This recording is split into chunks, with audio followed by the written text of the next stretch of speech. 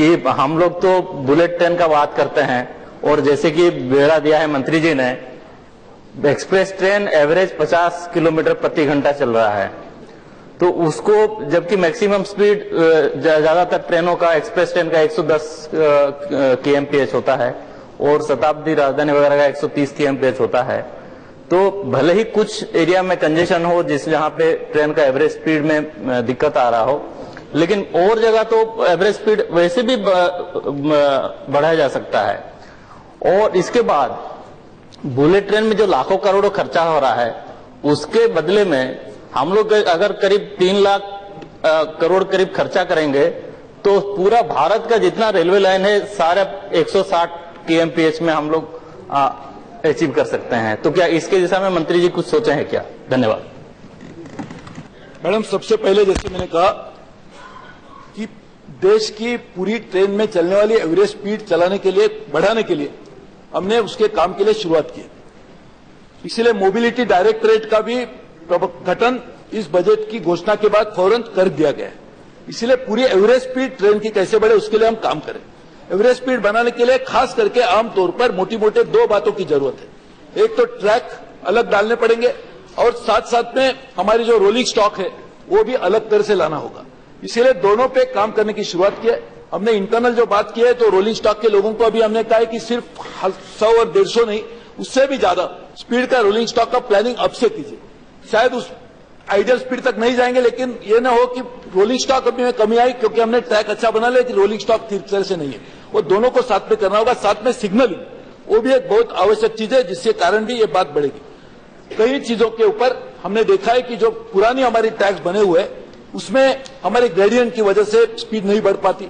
जहां जहां ट्रैक बने वहां पे परमानेंट स्पीड रिस्ट्रिक्शन लगाए गए, क्योंकि स्पीड रिस्ट्रिक्शन इसके लिए कहे गए क्योंकि काफी टर्न करके ट्रेन को जाना पड़ता है, उसके लिए सेफ्टी के इश्यूज आते हैं। हमने इस बात को भी काम करने की शुरुआत की है। जो हमारे टेम्पररी स्पीड रिस्ट्रिक्शंस है और परमानेंट स्पीड रिस्ट्रिक्शंस है उसको भी पूरी तरह से रिव्यू करने का काम शुरू है। मुझे विश्वास है 1 महीने के अंदर उसकी भी रिपोर्ट हम लाके उसके ऊपर भी क्या एक्शन करेंगे। सर मैडम, ये दुर्भाग्य से हमारे देश में जानबूझकर एक मिस इन्फॉर्मेशन करने की एक, शायद मैं कहता हूं, मुझे मालूम नहीं क्यों हम कहते, बुलेट ट्रेन और हमारी एवरेज जो रेलवे का कारोबार बढ़ाने की जो हमारी स्थिति है उसमें कोई कॉन्फ्लिक्ट नहीं है। हम बुलेट ट्रेन के लिए जो धन आ रहा है वो पूरी तरह से जापान से आएगा। उसकी वजह से हमारी जो नॉर्मल काम चलने की स्थिति है उसमें कोई भी अंतर नहीं है। वो तो शायद मैं जानना चाहता हूं कि पहले बुलेट ट्रेन नहीं थी, उस समय भी यही स्थिति थी, तो क्या बुलेट ट्रेन आने की वजह से स्थिति नहीं हुई?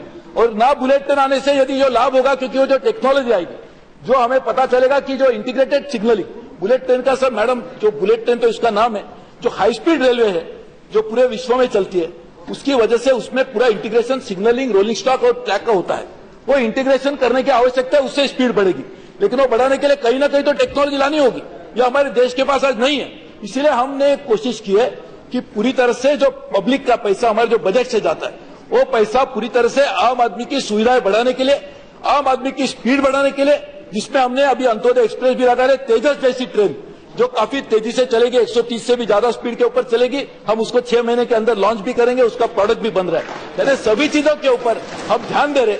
लेकिन जो हमारी हाई स्पीड रेलवे है, वो जो हाई स्पीड रेलवे है, हमें यदि हमारी देश की पूरी रेल की स्थिति को ठीक करना है तो दोनों के ऊपर काम करना होगा और इसमें कोई कॉन्फ्लिक्ट नहीं। एक काम ये चलेगा, एक काम यहां चलेगा। एक स्पेसिफिक प्रोजेक्ट है और वो प्रोजेक्ट का लाभ पूरे देश की रेल की स्थिति को ठीक करने में भी होगा। और क्योंकि हमने जापान के साथ में ये करार किया, और मैं ये कहना चाहता हूं कि हमारे प्रधानमंत्री जी की वजह से जो पहले उसका निगोशिएशन चल रहा था, लेकिन जिस तरह से देश के हित में ये जो बुलेट ट्रेन के लिए, कल जैसे मेरे जवाब में मैंने विस्तृत बात कही थी कल ही पार्लियामेंट में, इसके लिए दोबारा नहीं कहना चाहता हूं, लेकिन इसकी वजह से हमारे जापान ने ये बात को मान लिया कि जो हमारे एग्जिस्टिंग नेटवर्क है उसको भी रिवाइव करने के लिए उनकी हमको सहायता मिलेगी। जापान में उनका जो सेफ्टी रिकॉर्ड है, ये वर्ल्ड विश्व का सबसे अच्छा सेफ्टी रिकॉर्ड है, ऑलमोस्ट 0 एक्सीडेंट होते हैं। उसका भी ज्ञान हमको देने को उन्होंने तैयारी, क्योंकि इसके वजह से हमारे आज हमने जो एग्रीमेंट किया, साथ साथ में जापान की जो बहुत अच्छी रिसर्च एंड डेवलपमेंट ऑर्गेनाइजेशन है वो भी हमारे साथ में, हमारे आईडीएसओ के साथ में अभी उनका सहयोग हुआ है। इसलिए पूरे जापान के कोलैबोरेशन का लाभ आम जनता की सेवा बढ़ाने के लिए, हमारा जो एग्जिस्टिंग नेटवर्क है उसको रिवाइव करने के लिए काम में आएगा। उसमें एक छोटा सा हिस्सा एक बुलेट ट्रेन।